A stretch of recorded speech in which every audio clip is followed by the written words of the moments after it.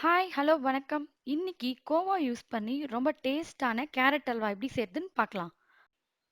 இது போல இன்னும் நிறைய இன்ட்ரெஸ்டிங்கான வீடியோஸ் பார்க்கறதுக்கு மறக்காம இந்த சேனலை சப்ஸ்கிரைப் பண்ணிக்கோங்க.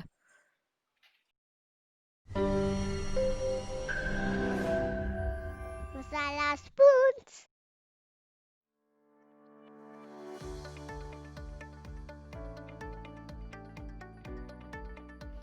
முதல்ல ஒரு ப்ரெஷர் குக்கரில் 3 கப் துருவன கேரட் சேர்த்துக்கலாம்.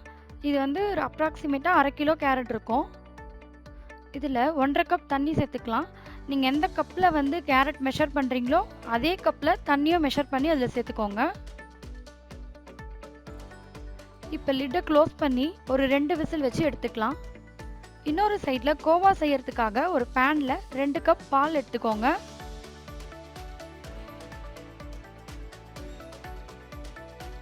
இப்போ ஹை ஃப்ளேமில் வச்சுட்டு அந்த பாலை நல்லா மிக்ஸ் பண்ணிகிட்டே இருங்க.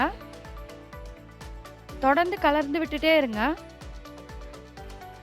இப்போ நம்ம ப்ரெஷர் குக்கரில் ஒரு விசில் வந்துடுச்சு. அந்த ஓரம் இருக்க ஏடு பால் ஆடை எல்லாத்தையுமே எடுத்து எடுத்து அது உள்ள சேர்த்து மிக்ஸ் பண்ணி விடுங்க.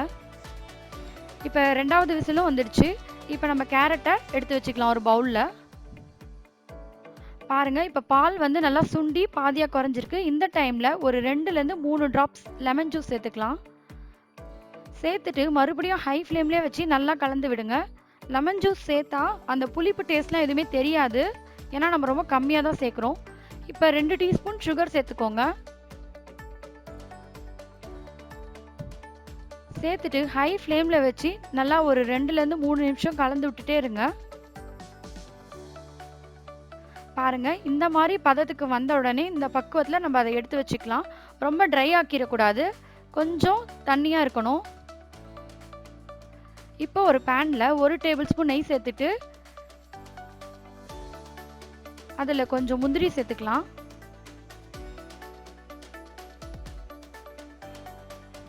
முந்திரியை லேசாக வறுத்துட்டு அது கூடயும் திராட்சை சேர்த்துக்கலாம். இப்போ ரெண்டுத்தையுமே அந்த நெய்யில் நல்லா பொன் வறுவலாக வறுத்து தனியாக எடுத்து வச்சுக்கலாம். இப்போ அதே பேனில் நம்ம வேக வச்சு எடுத்த கேரட்டையும் சேர்த்துக்கணும். சேர்த்துட்டு ஸ்டவ்வை ஹை ஃப்ளேமில் வச்சுட்டு நல்லா மிக்ஸ் பண்ணி விடுங்க. அந்த தண்ணி எல்லாம் நல்லா வற்றணும், சுண்டி ட்ரை ஆகணும். பாருங்க, இப்போ தண்ணி எதுவுமே இல்லை. இந்த டைமில் 1 கப் சுகர் சேர்த்துக்கலாம். இதுலேருந்து 2 டீஸ்பூன் சுகரை வந்து நம்ம கோவா செய்யறதுக்காக யூஸ் பண்ணியிருக்கோம். சர்க்கரை சேர்த்த பிறகு லேசாக இலகி அது வந்து தண்ணி ஆகிற மாதிரி இருக்கும். இப்போ 2 ஏலக்காய் நல்லா இடித்து வச்சுருக்கேன், அதையும் சேர்த்துக்கலாம். சேர்த்துட்டு நல்லா கலந்து விடுங்க. கொஞ்சம் தண்ணி குறைஞ்ச பிறகு இந்த டைமில் நம்ம செஞ்சு வச்ச கோவாவையும் அதில் சேர்த்துக்கலாம். உங்ககிட்ட ஆல்ரெடி ரெடிமேட் கோவா இருந்ததுன்னா நீங்கள் அதை கூட செஞ்சுக்கலாம். இது வந்து வீட்டிலே குயிக்காக ரெடி பண்ணி செய்கிற ஒரு மெத்தட். நீங்கள் இந்த மாதிரி ட்ரை பண்ணிங்கன்னா ரொம்ப சூப்பராக இருக்கும். இப்போ ஒரு 2 டேபிள் ஸ்பூன் நெய் சேர்த்துக்கலாம். சேர்த்துட்டு கலந்து விடுங்க. ஒரு நிமிஷம் நல்லா ஹை ஃப்ளேமில் மிக்ஸ் பண்ணிங்கன்னா அந்த நெய்யெல்லாம் ஓரம் பிரிஞ்சு வரும். பாருங்கள், இப்போ நம்மளுடைய அல்வாலேருந்து அந்த நெய்யெல்லாம் லைட்டாக பிரிஞ்சு வந்திருக்கு. இந்த டைமில் வறுத்து வச்ச முந்திரி திராட்சையும் அதில் கலந்துக்கலாம். இப்போ நம்ம கேரட் அல்வா ரெடி ஆயிடுச்சு. நீங்களும் வீட்டில் ட்ரை பண்ணி பாருங்கள், ரொம்பவே டேஸ்ட்டாக இருக்கும். மறக்காமல் இந்த சேனலுக்கு சப்ஸ்கிரைப் பண்ணிக்கோங்க. நன்றி.